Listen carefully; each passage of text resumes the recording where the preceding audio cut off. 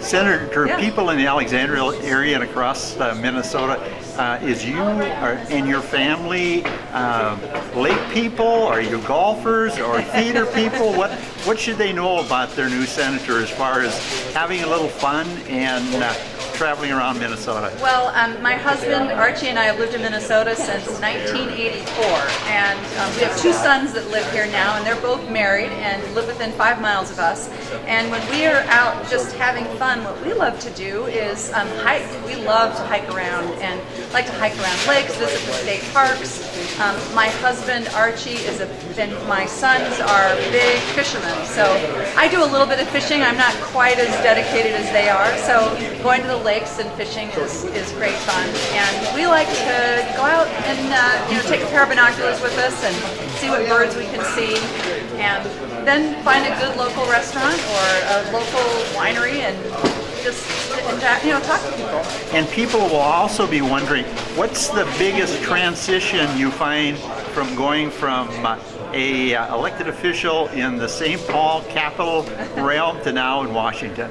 Well, the biggest personal transition is just getting used to going back and forth all the time. I am in Washington, D.C. kind of Monday through Thursday, and then I come home to Minnesota Thursday afternoon or Friday morning and spend the weekend here, and then I go back again. So I'm getting used to spending a lot of time on airplanes, and I miss not being home during the week, but so I'm getting used to that, and then having a place that I live in Washington, D.C., and then my home in Minnesota, and remembering, where did I leave my socks, and where did I leave a pair of Levi's in both places, or did I forget it in Washington, that kind of thing. The big buzzword now is people, or at least the voters, the common person, is talking about bipartisan, so we get some work done for the people.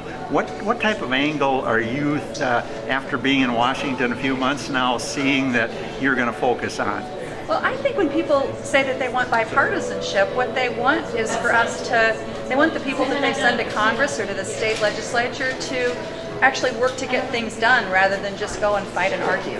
And to me, that makes all the sense in the world. I didn't go to Washington, D.C. just so I could pontificate. I went to try to do things for Minnesotans. And that's what bipartisanship means to me. And there are lots of opportunities to work together. For example, I'm working on a project, on a bill with Republican Lisa Murkowski from Alaska on getting more mental health services into our public schools. And when you sort of cut through all of the rhetoric, there are lots of opportunities to get some things done. That's what motivates me. What do you see about the Trump factor, that you can work with the Trump administration if it benefits Minnesota, the nation, the world? Well, you have to try to find common ground, and you look. I think what I try to do is to be really clear about what my values are and what I think Minnesota values are, but then also at the same time look for common ground. So, trying to think of a good example of that. I think that the president was. I think that I'm searching for a place where we have agreed on one thing. One thing where I think we've agreed is I was very concerned about the illegal, the dumping of low-priced foreign steel that was really hurting Minnesota's Iron Range. Sure. And he also stood up against that, and so that's like one place where you think you agree. If you try hard enough, you can usually find at least one place. Though, I have to say I disagree with him on many issues. Now, we have a lot of immigrants in Minnesota. Do you think the DACA or finding a reasonable solution, humane or whatever you may call it, will that be possible yet, you think?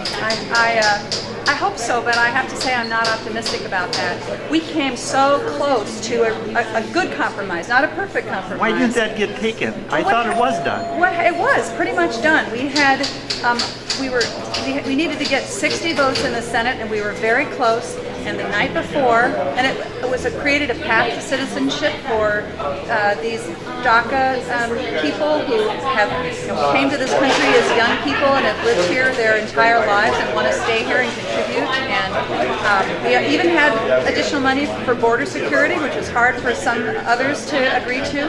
But what happened was at the last night, the 12 hours before, the president, who said he would support many of the things that we were proposing, he came out strongly against it. They made it really hard for the members of the Republican caucus in the Senate to. Yeah, I was really disappointed, and I think Trump really blew it. I think he had his deal and didn't He couldn't close take it. yes for an answer, Yeah. and that was a shame. And it has a real impact on the lives of a lot of people in Minnesota who are making real contributions. Anything in closing you'd like to tell the people of Minnesota or people in Alexandria Lakes area? Well, I would encourage everybody in the Alexandria Lakes area who hasn't been to the Carlos Creek Winery to come and visit. And I will. This is a great example of Minnesota small business entrepreneurship and innovation, and a great example of how we have such a diverse agricultural economy. And what it's producing is really delicious.